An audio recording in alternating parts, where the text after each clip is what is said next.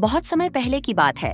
एक हरा भरा और विशाल जंगल था जिसका नाम मंगलवन था। इस जंगल में सभी जानवर खुशी खुशी रहते थे और जंगल के नियमों का पालन करते थे। इस जंगल का राजा एक शक्तिशाली और समझदार शेर था जिसका नाम राजा वीर था। राजा वीर का शासन बहुत ही न्यायपूर्ण था और वह अपने सभी प्रजाजनों का ध्यान रखता था। जंगल में एक नदी बहती थी जिसके किनारे सभी जानवर पानी पीने और नहाने आते थे। एक दिन जंगल में एक बड़ा हाथी आया जिसका नाम गजराज था।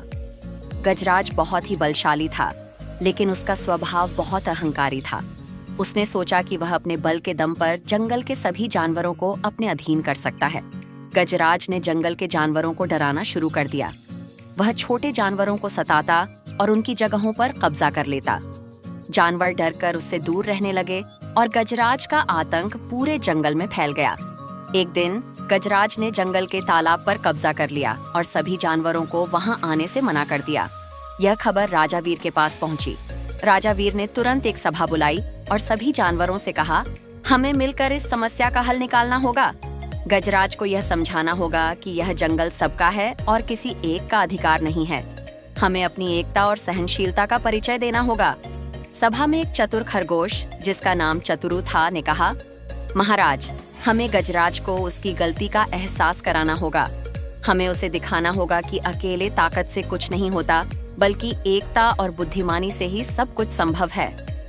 राजा वीर ने चतुरु की बात मानी और उससे योजना बनाने को कहा। चतुरु ने सोचा और फिर सभी जानवरों को एक साथ मिलकर काम करने की योजना बनाई।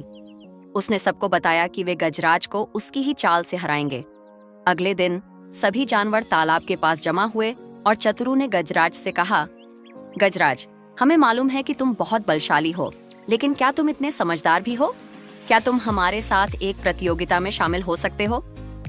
गजराज ने अहंकार में कहा, बिल्कुल, मैं हर प्रतियोगिता में जीत सकता हूँ। बताओ क्या करना है? चतुरु ने एक योजना बनाई और कहा, हमें इस तालाब के सबसे गहरे हिस्से में तैरना होगा और जो सबसे पहले वापस आएगा वही विजेता होगा। गजराज ने इस चुनौती को स्वीकार कर लिया। चतुरु ने बाकी जानवरों को संकेत दिया और सबने मिलकर काम शुरू कर दिया।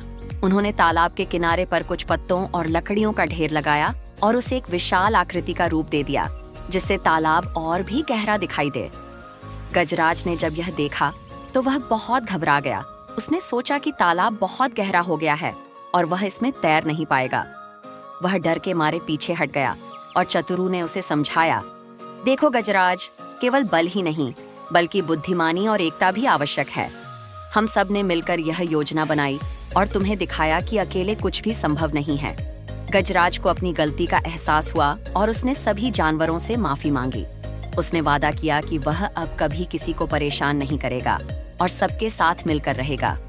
इस घटना के बाद मंगलवन में फिर से शांति और प्रेम का वातावरण बन गया। सभी जानवर एकता और सहयोग से रहने लगे। उन्होंने सीखा कि केवल बल से नहीं बल्कि बुद्धिमानी और एकता से ही सभी समस्याओं का समाधान किया जा सकता है।